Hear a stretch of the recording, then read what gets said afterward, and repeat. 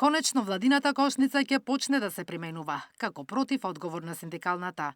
Се очекува да биде усвоена на економско-социјалниот совет, кој ќе се одржи во среда или четврток. Скроена како поверодостојна од она на синдикатот, ги содржи само неопходните производи, без луксузните, како алкохол, цигари и одмор во странство. Во пресметките нема и овошје и зеленчук кое не е карактеристично да се консумира во сезона.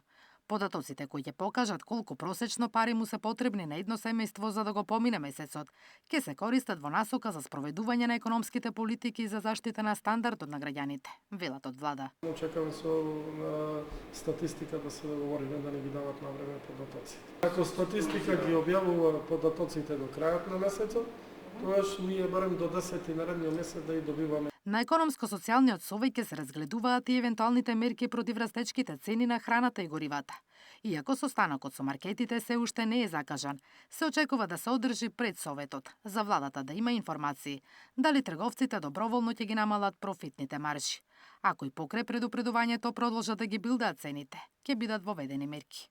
Цело време треба да се опоменуваат, внимават, па дури некош и да се преземат вакви непопуларни не економско популарни мерки со кои што ќе има ограничување на цени со цел да се заштити стандардот на граѓаните доколку гледаме неисправни економски политики и логики на самите трговци или добавувачи. Анализата на Државниот пазарен инспекторат е готова и пратена до влада. Се комплетираат бројките и според првиот човек на пазарна, кај дел е нотирано зголемување на бруто профитните маржи над 2%. Образложението на трговците било поради повисоките транспортни трошоци и зголемените плати на вработените. Наташа Мерсовска, Сител телевизија.